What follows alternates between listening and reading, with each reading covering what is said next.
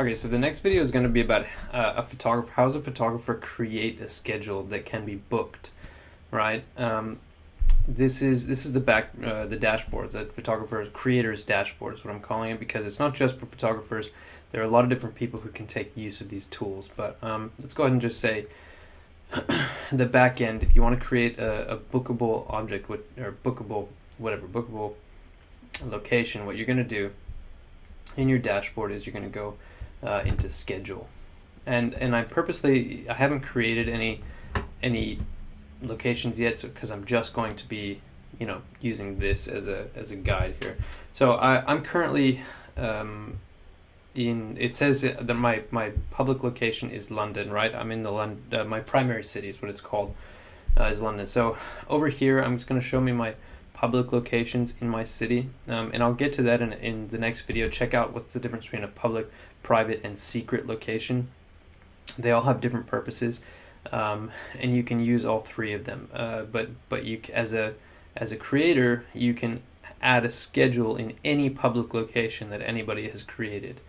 And so I do happen to be the creator of all of these, including Brick Lane. So it's not really that helpful, but I can create my schedule in anything that I've created, as well as any public locations in my city. And I'll go ahead and add in Soho, NYC,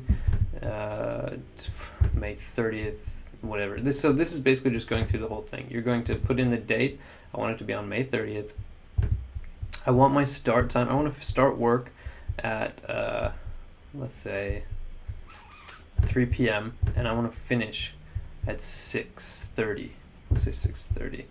I'm going to make my pricing in USD because I'm in New York City.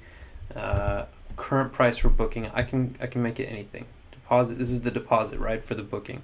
It can be the price of the whole shoot if I make all photos included, or it can be just the deposit if I want to make some smaller number of photos included, like 0 or 2. And then make the customer pay for additional photos. I can make it $10. I'll make it 15. Why not? I'm going to include one photo for that price at $15, and I'll make additional photos $7. Now the length. So this is going to be the price that the customer pays at the beginning, and it's going to include one photo for free, and then additional photos are going to cost them $7 if they want to buy more. Now the length of each shoot can be anything, and it will split this shift up evenly. If I make it from 3 to 6, we've been doing 30-minute shoots for these location shoots, which seems to work pretty well for most of them. But I did realize that some of them took a little bit longer than others, and there might be some photographers who prefer to take it a little bit slower and get to know the customers better. Whatever you want to do as a photographer or as a creator, that's your prerogative, right? I can make this 20 minutes, I can make it 30 minutes, I can make it 3 hours, I can make it 3.5 hours. It's in minutes, obviously. And so I'm just going to go ahead and make it 20 minutes just to show you that this is different here. And what it will do is it will split this up into individual bookable shoots. And yeah, let's see, what date did I make? That's the 30th. 30th? Yeah. And so what you're going to see here is 3 to 320, 320 to 340, 340 to 4, 4 to 420, 4 to etc., until we get to 640. Now, of course, it went 10 minutes over, but that's just because I made it 20 minutes instead of 30 minutes, or some. And now if I go over here, and I'm in New York City, city equals New York City. Oops. Now I'm going to see Soho is right here. And I can go here, booking 2 or more, included photos, 30 minutes or less, just like that. And it creates these bookable slots that are each 20 minutes long, and are bookable if the customer pays that when I make it $15 price. $15 booking fee, which includes one photo. Additional photos will cost $7. So that much is clear. Now let's just say, from the photographer's point of view, actually that's it. So that is actually pretty much it. That's exactly how you create a schedule. Now, if I were to go back here, I do want to show there are a few different options, and like what I would do in certain situations here. So we make these 30-minute slots.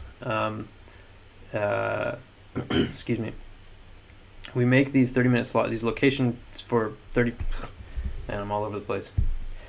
We make these location shoots 30 minutes long each, but we do actually a lot of things. And for example, like when we shoot in, I've deleted most of the co-working spaces, but here's one right here, Us and Co. But if we shoot in like a co-working space here, we will make it 5 minutes or 7 minutes long, depending on what we need. And so you can literally make it anything you want. It could be, I know I met some photographers when we were shooting in Paris, and their shoots were like, excuse me, they did shoots that were 2 hours long, and they did just one every day. And you can totally do that. Just put them up on the side and see who books what date, whatever. Just say you're available for one shoot a day, 9 a.m. to 11 a.m. And see if send people to your site, and if they book, they book. If they don't, they don't.